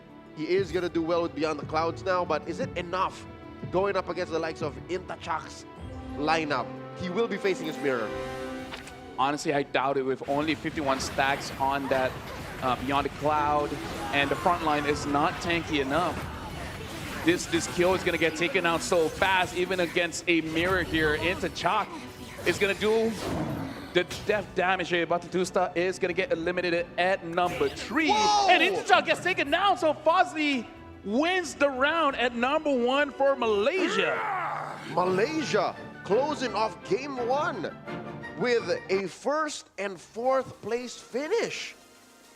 Now that's going to be quite a lot of points for Malaysia, but shout outs to the top four here. Fazli, Interchild, About to Tusta, as well as Arif. So a pretty good spread, but this does mean that for the Philippines, a lot of catching up has to be done as we progress throughout this match. Oh, yeah. Look at this. Fazli won with a solid Metro Zero focused plus KOF lineup. And again, Intachak's unforgettable 6 Bruiser, 6 Star Wing. Solid front line. It just couldn't do much against Fazli's firepower. I think what really won the round for Fazli is, I believe at stage 2, the chess round, his HP was low enough where he was second pick and he instantly picked up the KOF emblem. And that was because Budiono won. Because if Budiono lost that round as well, he would be second pick and able to deny that. So I don't know whether Fazli intended to lose the round to make sure that he is second pick, but I really believe that that KOF emblem is the game changer. Tactical losses and placement when you need it to be is something that we'll only know if we ask the player. So that's a stroke of genius if that was really on purpose. And I got to say, the Trust Fund helps him out a lot, making sure that he does get more copies of the Valentina as well as the Terry Borgard. Getting Terry first and then a Valentina, that's a pretty strong opening for Team Malaysia here. And I would say a pretty solid opening for Thailand and Indonesia as well. Oh yeah, tight finish. Indonesia sitting at 10 points. Malaysia sitting at 14. Thailand at 10. So solid. It's just really Team Philippines who's struggling right now. They need a big win going into game 2. They need at least what? A first and third or something like that to really be in the running. Yep, quick math. But now we're seeing it on screen. 14 for Malaysia, Thailand, and Indonesia both having 10 here. Philippines at 3. So Malaysia starting off pretty strong, but having 5 games, they gotta be consistent. I feel like if they get 2 more games where they're both top 4, and high chances they can go away with the lead. But we did see an amazing play coming in from Intachak, which is he's been at the bottom of the lobby for quite a while. But then once he completes the Bruiser and Star Wing comp, able to launch all the way to second place. So a pretty good comeback coming in from Intachak. Yep, that was stage 1, 2, and 3, bottom. And then stage 4, he was nigh unstoppable. And I gotta say, that's a good way to open up the MCGG demonstration match. We will be going for a short break, but after we return, we will be jumping in to the second game of Magic Chess Go Go.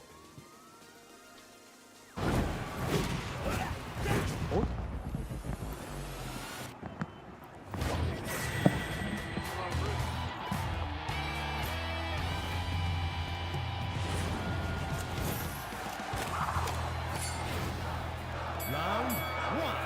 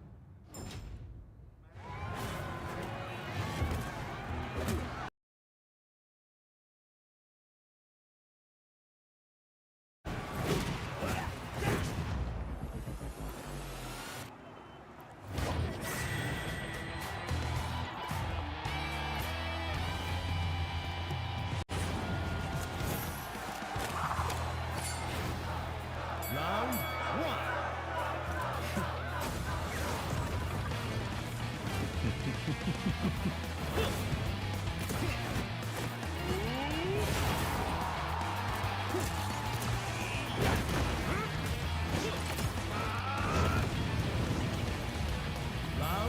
2.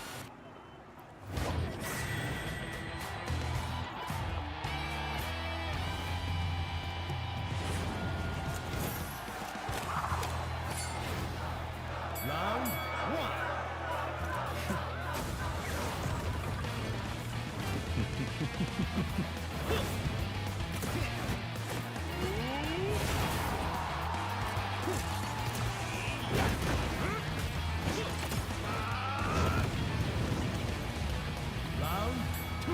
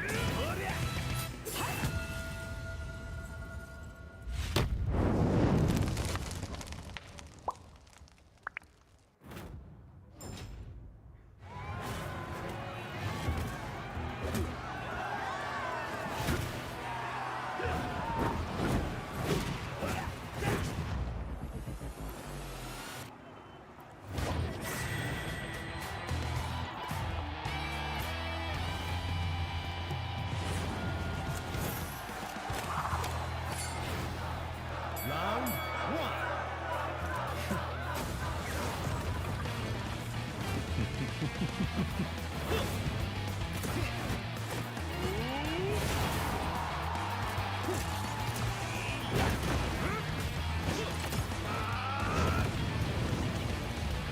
Round 2.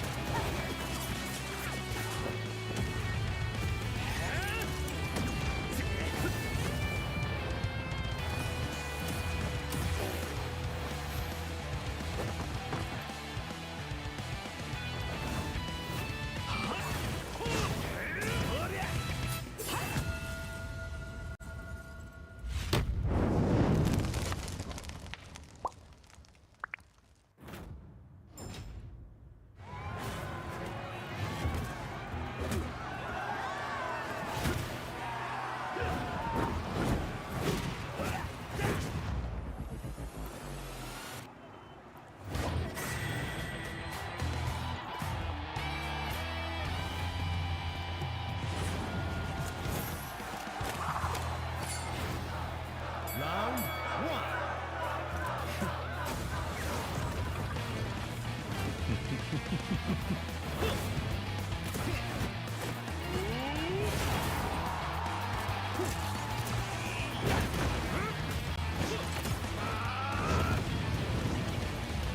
Round two.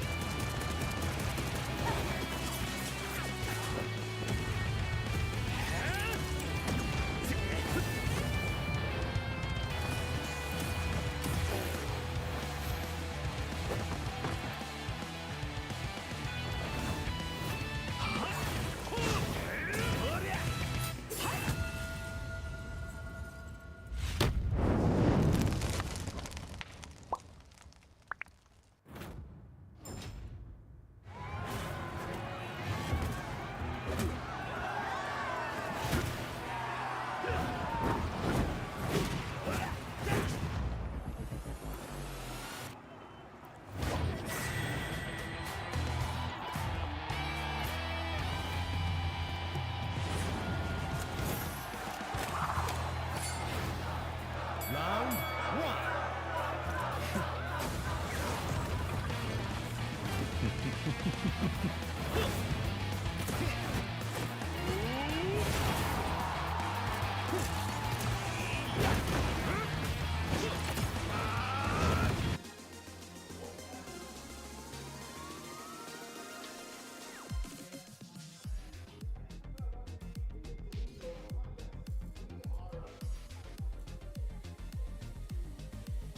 Game being taken handily by Team Malaysia. Fazli was able to get together an oldie but a goodie Metro Zero KOF plus, what was that, a total of 8 or almost, did he get 10?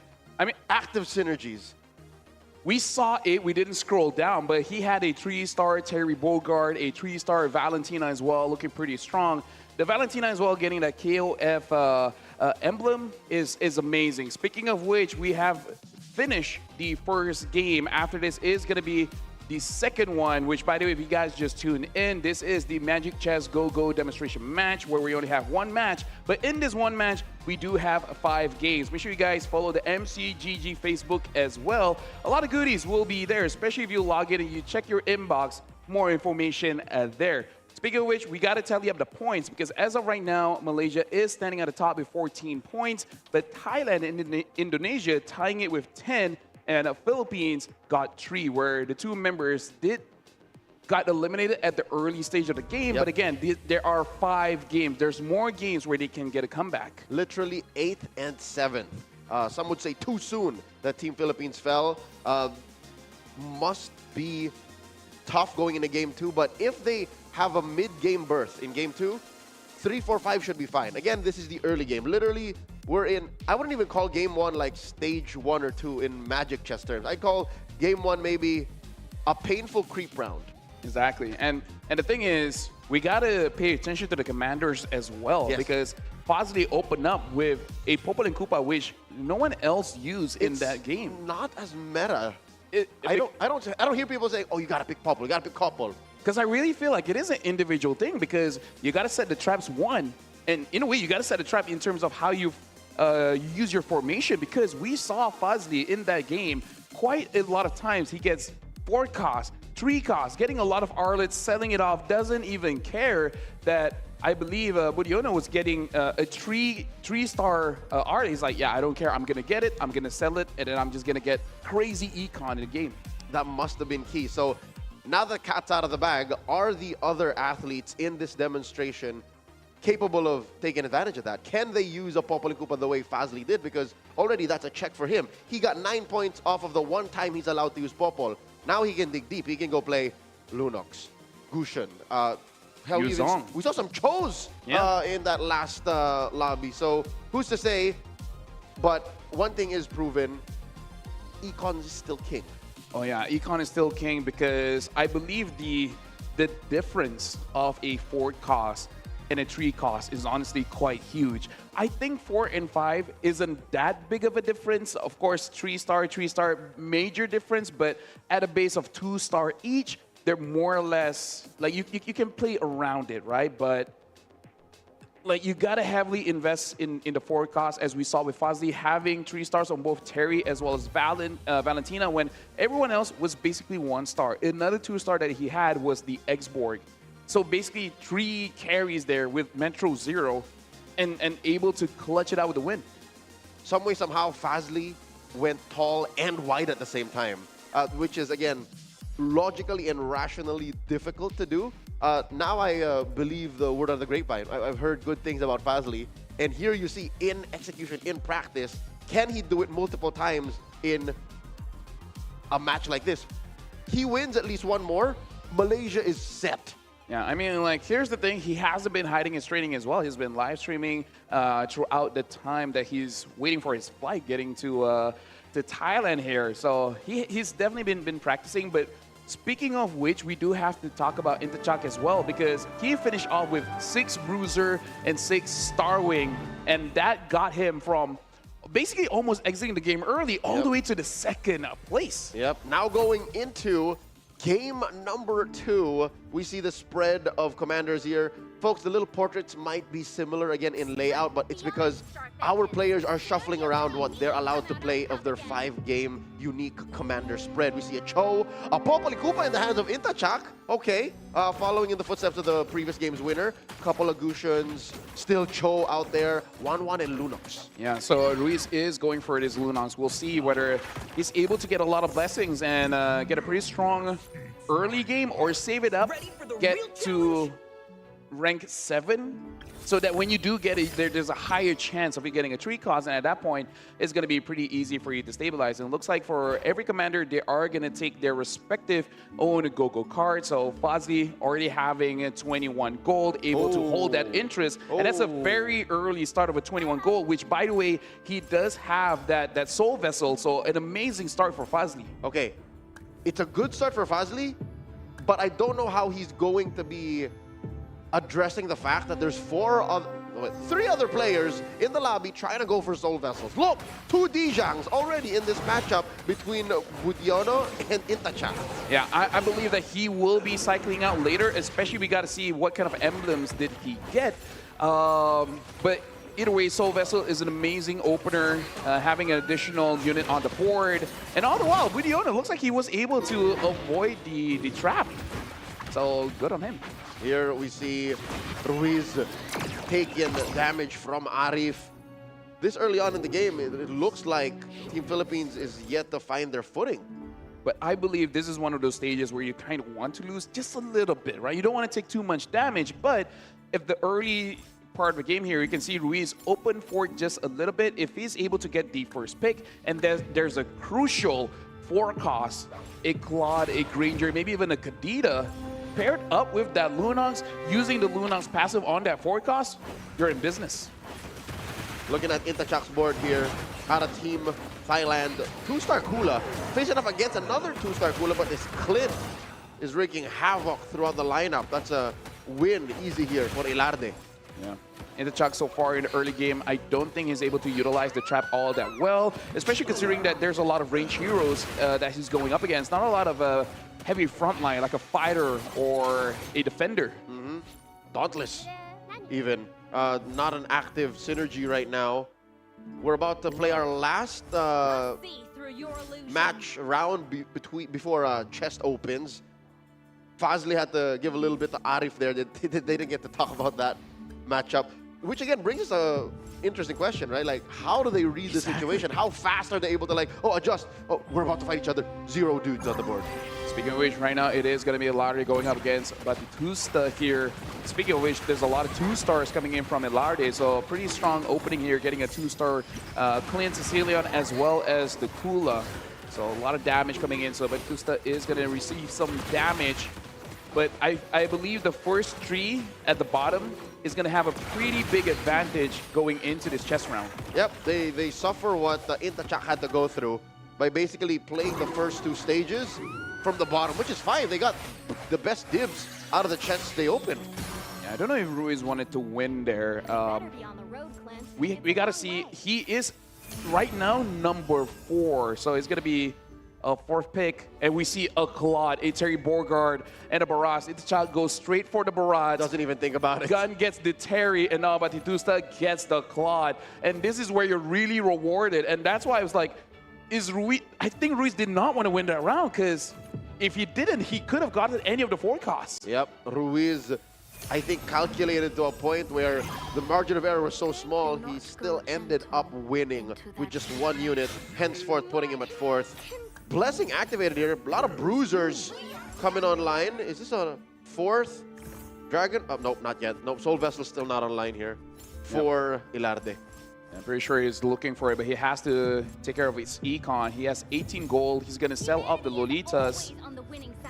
And I wonder if he will sell more units here, trying to get into the 20 gold mark, going up against Arif here. It looks like he does have more units than Arif, though. Even if, yeah, they're at the same level. 5 and 5, the Dijang, I think makes the difference here. Oh, the solid front line from Arif is churning through Ilarde. 2v2. How's this Clint gonna get there? I mean, he might make it work. He might actually get it. He does have the War Axe, so sustaining quite a bit. Gets 3 kills, gets 4.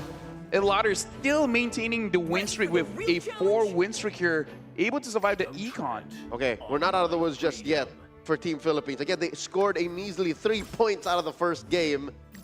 They need to repair the situation they find themselves in. Looking at Fazli, another dragon, Soul Vessel holder.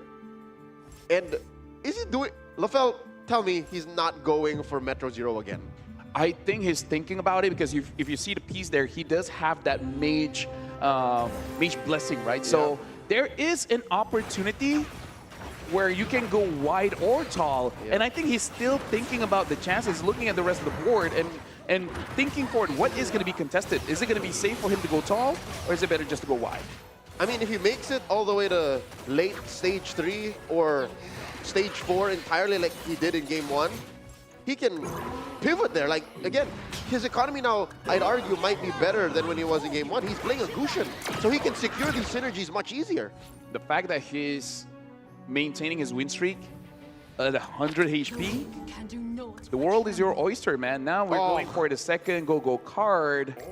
And it looks like Ilarde is getting as much forecast as they can. It looks like Fazli might actually go for a Stargazer here, because it... Where is he? Oh, well, on his way to 4 Bruisers and then 2 Toy Mischief. We haven't really seen anyone commit to full Toy Mischief yet. Yeah. I don't know if I missed it, but I want to look at Ilarde to see what forecast did he get from the reinforcement. And, well, we'll see whether he wants to play around it or he will sell it off pretty quickly. Because I feel like if he gets a pretty good one, it's pretty safe to play around any random forecast that you get from the reinforcement. We're watching Gun go up against Arif. Arif here. Carry Dijang. Running right through that lineup on Gun. Oh, I think Arif is fine. Arif is good. Yeah, but we can start to see what Gun is aiming for here.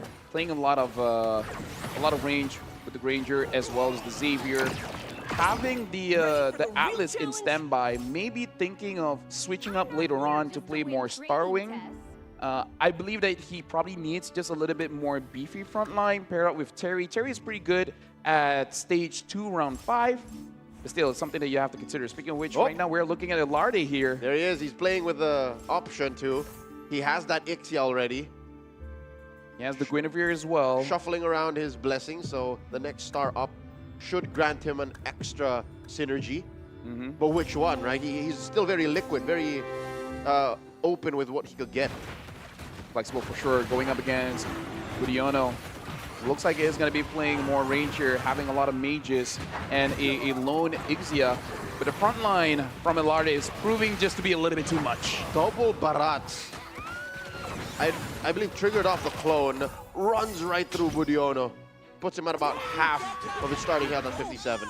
And Gun is able to win this out against Intachak. Again, looks like They didn't talk about it. yeah, either they don't talk about it or they're like, nah, fam. Yeah, like me. No, I think it's just as valid because you sacrificing your board and having enough space to fully retreat a whole lineup could be too high of a price, a barrier of entry for Thailand to suffer what, 6, 8 health. Speaking of which, Arif now does have 4 soul vessels, 3 for the Toy Mischief. In terms of focusing on one, doesn't look like it. He's still keeping his board relatively flexible. Non-committal. He does have 17 gold though, so I wonder if he will sell off the Carmilla if he wins this round, just to make sure that he gets that 20 gold mark. Never mind, he already has that 20 gold from the, I'm not sure where he got it, but hey, either way, good on him. Money's money. Oh, from 1-1, the 1-1 passive, getting a 1-1 kill. proc. Yep, hero kills in. There you are. He's good. Not only does he get to the 20 gold mark for extra interest, but he takes down Ruiz, 15. Yeah, speaking of which, we gotta look back at that Gogo card. Considering that Batutusta does have that full throttle, I think he's at level 8, but everyone is basically at level 8. It's not gonna be for Spick here. There's the KOF synergy there. Looks like he's going for the extra capacity, but Batutusta though does get that KOF, and Ruiz this time going for the Vexana. The Benedetta as well as the Arla is still up. How is the Benedetta open like this? Ilarde wants it, does not go for it. What? Looks like no one is going to be fully committing towards a Soul Vessel, and I saw no one playing Sword Master. Is it too fragile right now? I don't think so. I feel in a ranked game, in a heartbeat, I would have gone for the Benedetta. Hey, maybe they're just playing lineups that need those items, because even in their items that they pick up, it's mostly defensive. We see the Anti-Cuirass getting picked up by Ilarde, so probably just... And look at this, already 6 bruiser for Interchak. He did it in game 1, got all the way to second. Starwing and bruisers. This time, going for the Toy Mischief instead. Here we go, Interchak going up against number 1 in the lobby right now, currently, Ilarde. We can say that Interchak is a frontline favoring player. He really likes these sustain heroes. And it looks like he's not going to make it, man. He's taking a lot of damage from that core in the back line from Ilarde. That's a Claude. Yeah, honestly, I respect it. I like heavy front lines as well. He does eventually get to 21 gold, but no. I don't think he's been getting a lot of econ from the trap set by Popol and Koopa, because again, the lobby, it's just unfortunate. The lobby, everyone is just playing range. Everyone's playing mages. Not a lot of marksmen, but still, a lot of mages. I saw, I think Ilarde or Fazli, one of the two, does have a marksman synergy up. Which you need to juggle, right? The balance of how heavy you are in the front line. It's basically rock, paper, scissors. If I can get to your back line, marksman die. But if the marksman jump on the frontliners, nothing happens. And look at this, the board coming in from Budiono. A lot of 1-star here. So even though he does have a lot of units on the board, probably not going to be super tanky and deal a lot of damage. The fact that Ari with the 1-1 is doing damage and getting econ after those kills looks pretty easy for Arif to win this round. Arif is in. He got rid of Budiono's singular frontliner. And now in a 2v1, I don't think Xavier's going to get away with any of this. That's 11 damage to Budiono. We got to look at Ruiz. Ruiz taking 11 damage as well, only with 20 HP left. He was the second exit in the previous game. It looks like he is down bottom there alongside with Interchak, which finished second in first game. Lafel, Ruiz has how many more? 3 rounds to play through? Yeah, 3 rounds to play through to make being on the bottom worth it. So he has to survive. He has to win. Speaking of which, we're looking at a 5 cost here. Basically, everyone is up. I believe only 2 5 costs was taken away. Look at the Claw, look at the Granger, still plenty left along with the Kadita. Basically, every single 4 cost here is 3-starable. Can still happen. Our players are sitting on a lot of economy right now, and they're all at about on sked for their levels and capacity. I'm looking at Intachak and Ruiz, man. They're the ones who are on a tightrope right now. They need to make sure that they either survive or get the power spike they need to start taking down these middle-of-the-road players in Gun, Budiono, and Batistute. Who is, by the way, Batistute is playing uncharacteristically. He's been in the bottom half of this lobby for basically the whole game. By the way, Leo, we got to look at here. Both Arif as well as, I believe it was Ruiz, both are playing Toy Mischief here. So they might be, you know, it's going to be difficult for either. They're drinking from the same well. Exactly. And water is not infinite. And at this point, I believe it's much better for Arif because he can just wait it out. Because once Ruiz gets taken down, all those Toy Mischiefs are coming back. Yep. Ruiz and Intachak sadly have to go against each other. Only one may stand. This is tough. Ilarde hits Arif with it. He has a lot of health to sacrifice though, but I'm looking tightly at that Ruiz-Intachak matchup. Oh my God, Intachak at 2. So this is legit the last round he can play. One more hit. Do or die, spend all your gold and hope that it's enough for you to sustain. He's doing his best here, almost hitting 6 Toy Mischief, but even that, Lafel, I'll tell you, I'm not so sure we'll do it. Looks like he was thinking about it and he opted just to upgrade at this point at full 10 slots here. Oh! That guy is there. Finds it! Gets 6. Is it enough though? This is a 1-star Akai. Still has that what you call it, utility? But not a tankiness, man. We'll see if this works. Slaps on Revitalize. So as long as he gets to ult once, that should be enough disruption. Comes into the front line here of Arif. Arif running through him. There goes the heavy spin. The damage coming through, running right through that lineup. I think Intachak might live. He actually did it with both Yuri Yagami as well as Akai being the 5 cost that he has. He has done nothing. He's able to survive here, and looks like at stage 3, round 5, no one is eliminated just yet, Leo. So Intachak took a big bite of Arif there. Yeah, Arif was like, okay, I was hoping he would die so I can get those units. Now it's gonna be tough for Arif as well. Not on my watch. That clutch buy and sell sequence into that Akai, that was a moment. That was a highlight. How often does that happen? And now he gets the Cho as well as that guy with no gold left. He cannot spin, but he's just 1 unit away each from getting that 2-star 5 cost. Oh. And at that point, you don't care. Akai, Cho, you'll get it. Is this right? The 2 players at the bottom of our lobby are playing with the same synergy. They're stealing and they're drinking from the same well. At this point, maybe they're thinking they're too far in. They're holding onto each other, man. Like the moment someone sells it, you're basically giving a 3-star away. It's king-making, but from the bottom. So look at this, Intachak. Oh no! Quite a lot of damage from Batitusta. It looks like Intachak might be the first to exit here. The death animation coming in from Batitusta eliminates 1 player on the board. Gun, the only Thai player left in game number 2. Ruiz now has a smorgasbord of Toy Mischief heroes to play with. Budiono gets the capacity, same with Ruiz. Batitusta gets the Defender emblem gun, getting the Bruiser, and I really feel like it's worth it for both because those emblems can really help them out in the late game. Okay, now it's down to 2 Toy Mischief players in this lobby, Ruiz and Arif. Ooh, so they're stealing from each other. I love how Arif just went for the Akai. It's like, oop. Look at how many has been upgraded here because Arif just got a bunch of 2-star, but Ilarde getting that Iritel. Iritel having the Purify, the Golden Staff, and the War Axe.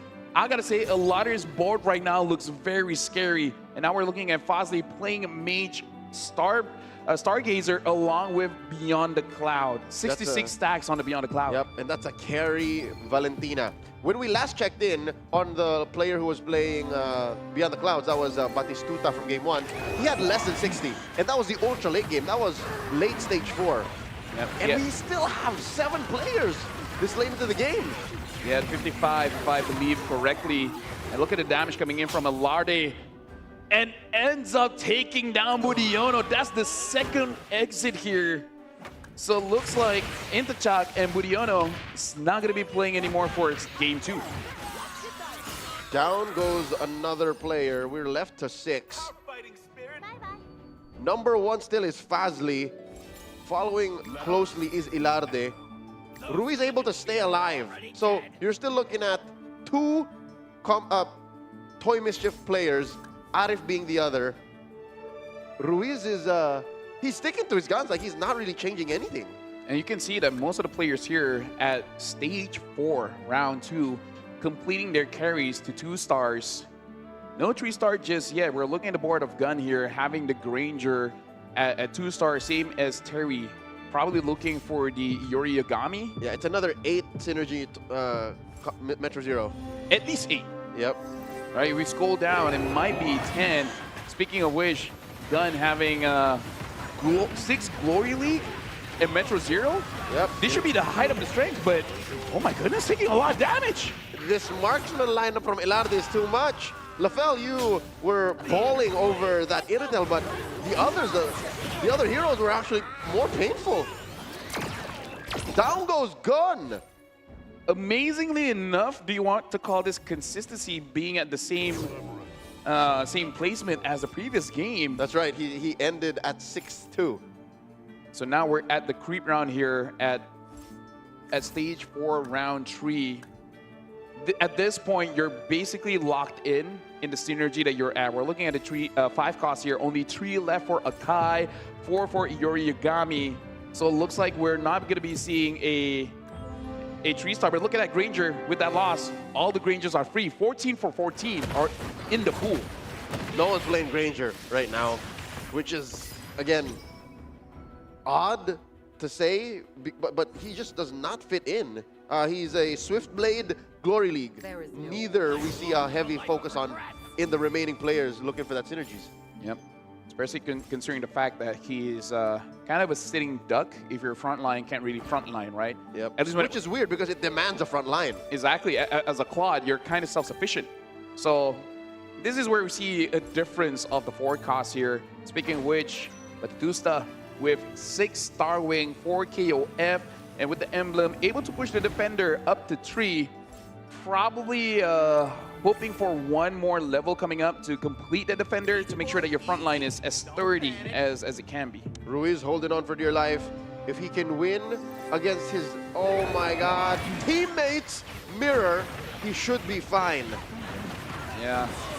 He's hoping to be able to do enough, and looks like he is going to be able to do enough against the mirror of Ilarde, which is good for both, funny enough. Yep. Ilarde is not going to take any damage. Ruiz will continue, and Arif falls. The Toy Mischief pool opens up for Ruiz here, who survives. Only 4 left. Arif ends at 5th. Yep, previously ending at 4th, so a bit of consistency here as well. Ilarde is looking pretty scary. Metro 06 Marksman, $2, 2-star Gazers, and then even having a 2 Glory League here, looking at the Claude. Basically, this is his best in slot, having the Demon Hunter alongside with the Golden Staff. Probably you want some kind of healing item or maybe a Winter Crown, but hey. He has the anti-healing item. Exactly, so take your pick. Speaking of which, in terms of sustain, look at the items all across the board. Even Yori Yagami going for a tank Yori Yagami should be able to get a lot of kicks in. And the Purify actually helps him get more kicks in, more attack speed, control, immunity. And here he's running right through Fazli. Number 1 out of the lobby earlier, but no, he runs out of gas. Ilarde takes huge damage.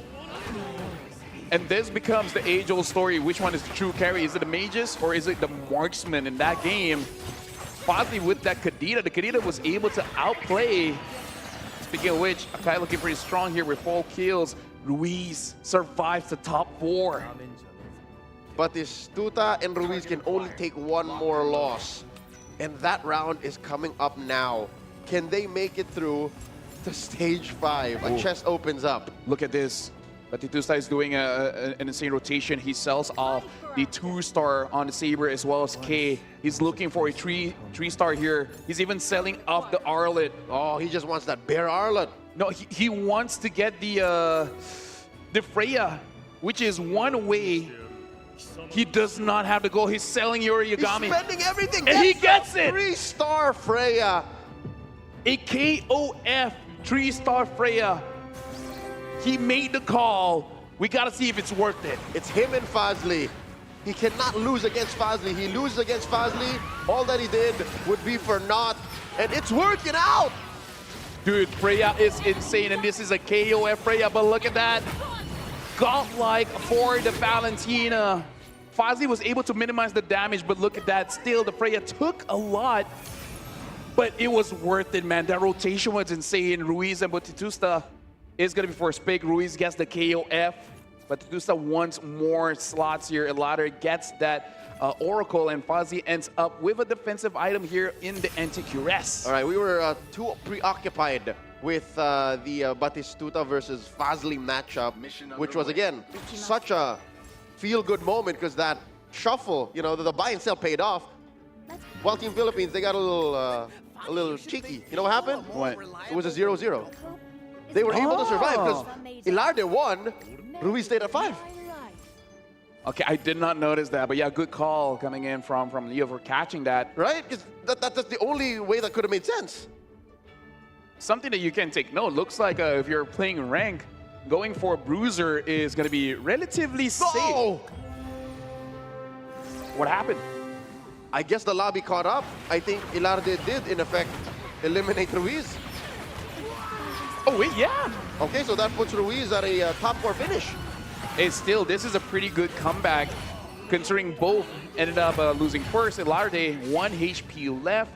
Both Batistuta as well as Fazli, 1 and 2. Can Fazli get a back-to-back first placement? Oh my lord, we did say that the Tushan is more economically superior. It's just more reliable than the Popol. And here he's playing with it, and he's just 1 more win away. In effect, I think Batistuta and Ilarde can fall here if Fazli wins. Fazli is looking for a 3-star Valentina. Ilarde already has a 3-star Hanabi. So between the strength here, I feel like this time Ilarde has it. I feel like he should be able to survive. But we do have to note, it is 99 stacks on Beyond the Clouds, and it's 3 Beyond the Clouds here for Fazli. Mad carries shuffling around that Kadira and the Edith, going up against Batistuta's mirror. It's between Batistuta and Ilarde. One of them is going to fall. Fazli secured at least top 2. Oh, but look at Batistuta's Freya, super scary, hard carrying Saber, able to get the Valentina. But look at the Edith, as well as the Valen. But Batistuta's too strong, dealing 20 damage onto Fazli. Batistuta gets eliminated though. Ilarde, 1 HP left, but that 3-star Hanabi, man, is no joke. LaFell, talk about consistency. Just like Gun, Batistuta ends as well in top 3. Still going into game 2. We got 2 players left. Fazli of Team Malaysia and Ilarde of Team Philippines. So this is going to be pretty crucial here because look at Ilarde. 3-star Claude. 3-star Hanabi.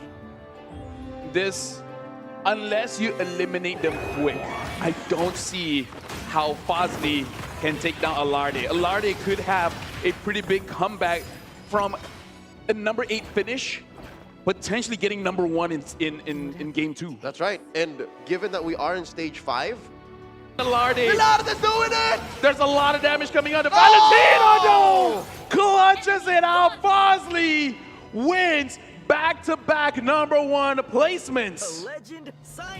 Team Malaysia on top of the world right now. 18 points off of Fazli alone. But quite the recovery for Team Philippines as well. Ilarde couldn't believe what happened. Amazing work. Let me just say, Leo, I keep seeing Valentina getting nerfed and nerfed again, and in my head it's like, does she deserve it? After the games that Fazli has shown, it's like, yeah, good idea. She does. And you can see how well aware Ilarde is of what's going on. He was And you can see how well aware Ilarde is of what's going on. He was holding on to the Valentinas to stop Fazli from getting to it, but still Fazli had a way out. Fazli had an answer. Look at what we ended with. That Valentina was the end of Ilarde. Could have gone either way, truth be told, but Glowing Wand, Winter Crown, plus War Axe. And the Stargazer as well. This is Stargazer. It's just... I mean, like, Did he get rid of the... Yes, he did. He got rid of the Beyond the Clouds. yeah. He threw that away. I mean, this is an amazing performance for Valentina, considering she's the only 3-star forecast going up against Claude and Hanabi. But this is a true sign of a hyper carry, putting the Stargazer emblem onto her, putting the Beyond the Clouds, 99 full stacks, 3 Beyond the Clouds onto her as well. And the mirror device definitely did help. But Ozzy, man, like we got to shout out a few players here. Batistuta back-to-back 3rd place. Gun, not the placement that you want, but still back-to-back as well. And shout outs to Alarde. Went from number 8 all the way to number 2, almost making it to number 1. This is the total points, though. 27 for Malaysia, 18 Indonesia, Philippines at 15, and Thailand, unfortunately, from the 2nd spot all the way to 4th. So it's a tight race between Team Philippines and Team Thailand for that bronze place finish. Team Malaysia, though, a full 9 points away from Indonesia. Yeah, but look at Philippines. Went from number 4 all the way to number 3, all because Alarde was able to sustain up until the 2nd spot, and Ruiz able to get all the way to top 4. And at this point, it's going to be pretty scary because Fazli already used 2 commanders. One more meta, one lesser. So what's next? A Lancelot? Or Lunox. Or Lunox. Yep. Guinevere, maybe even. There's a lot of options left for... Hasn't used the Cho. For Fazli. Still in the options left. Fazli really playing well the unique commander pool, really playing well with what he ends up with, even in the clutch moments of like shuffling and finding the Valentina to close off the game to confirm the win against the heavy marksman. What was that? The triple core setup too from Ilarde. And Metro Zero. And Metro Zero. Like, imagine you telling everyone that you lost. By the way, follow us in MCGG Facebook. We would appreciate it. Imagine you telling someone this. I got Metro Zero, at least 8. Sure. I got 6 marksmen, 3-star Claude, 3-star Hanabi. How do you lose that one, man? By playing against a 3-star Valentina. Apparently, Mage Stargazer is still on top, man. I mean, like, it's hard to achieve, but when you do achieve it, bro. For months now. It's not like a flash in the pan. Like, it really is such a significantly effective, like, hey, apparently, if I'm able to cast my spells faster than you, that wins me games. It's insane that it's been months. Yep. Right? What was it before the Valentina? Like, solid Jushin, yeah? So, still, it's very painful. Like, how... And you can't even stop Fazli from doing this.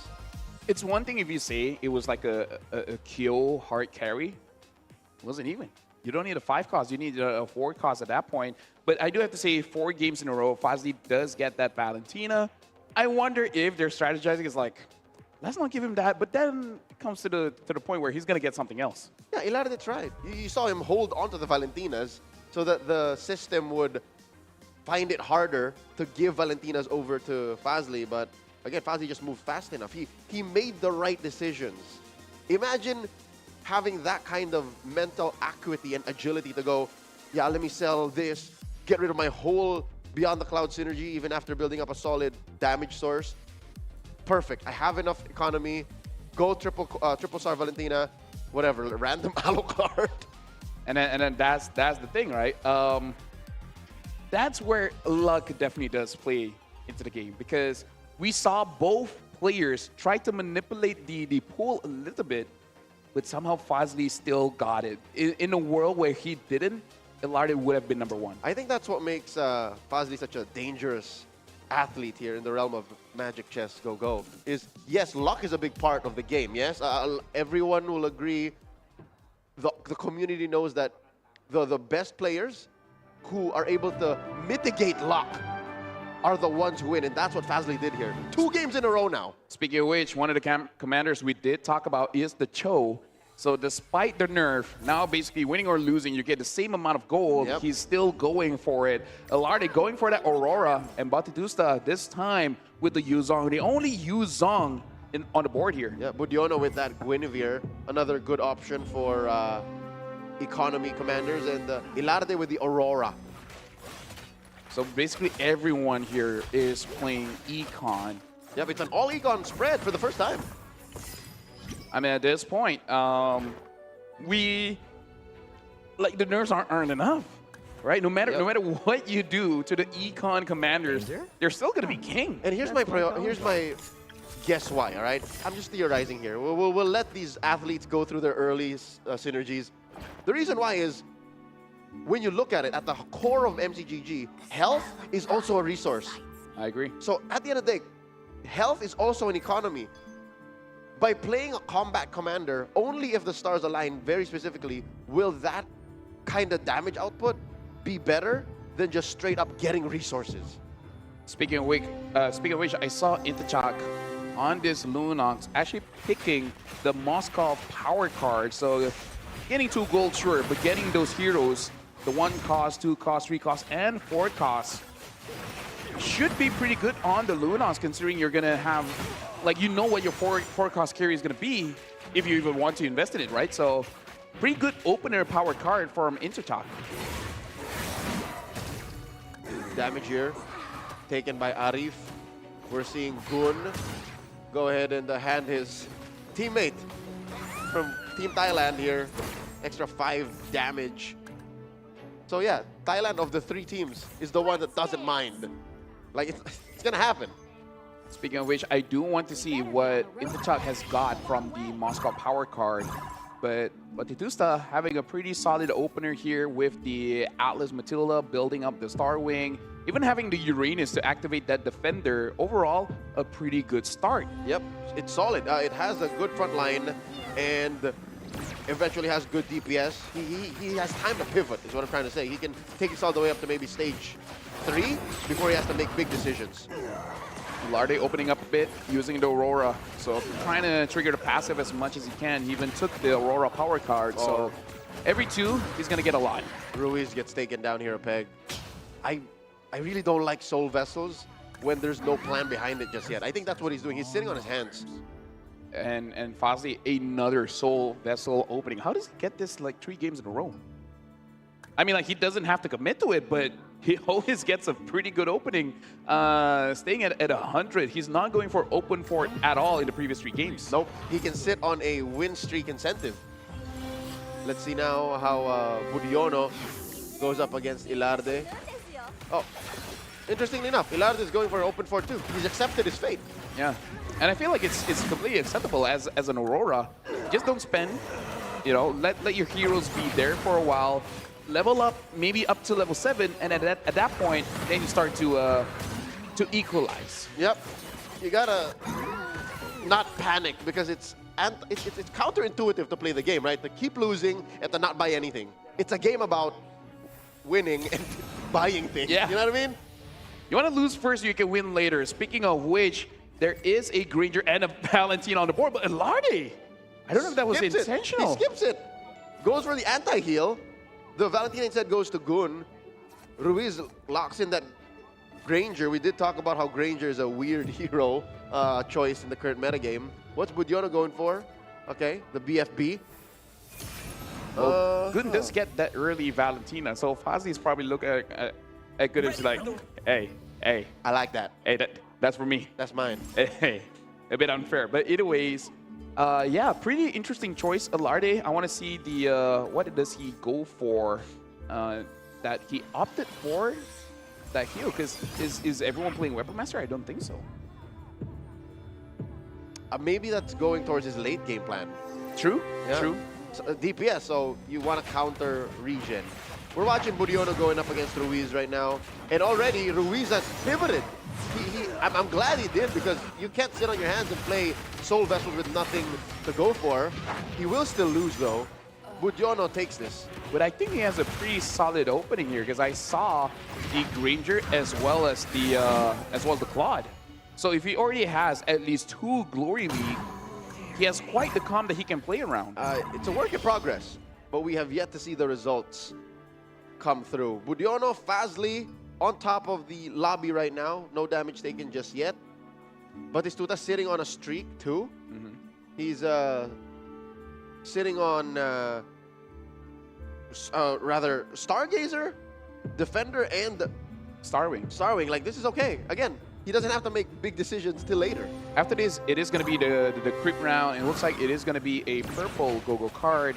And Alarde is already at level 7. So open porting still an early loss against Arif, taking 11 damage. I want to see how he stabilizes. Does he want to keep on opening up until level 8? Hold up. Huge damage chunk taken by Batistuta at the hands of Budiono.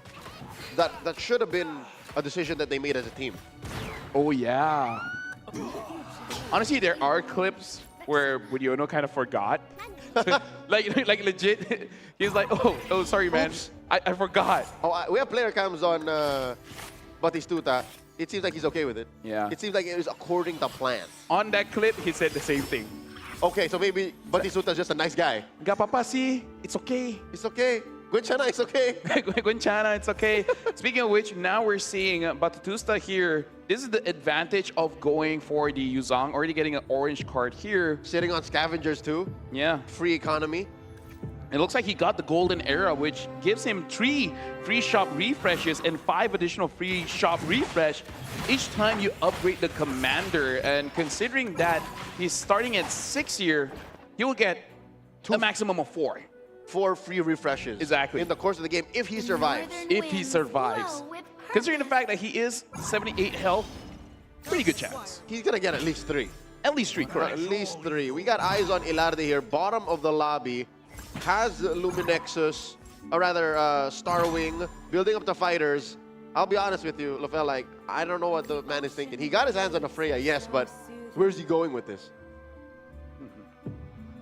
I legit don't know. And it looks like he's still trying to figure it out as well, even thinking about his placement. Throwing a Masha in the back too? Yeah, we're looking here at Lottery going up against Ruiz. So even they're not talking about it anymore. Maybe they're like, overrated. Okay, Saber catches one in the back. He did speed through the levels, right? He's at level 8 now compared to the majority of the lobby. So I guess this is his pivot. This is where he starts to turn things around. Yeah. Speaking of which, I do want to see whether Batistuta with the golden era will be using all the free refreshes on level 8 or 9. Yeah, or immediately. Yeah.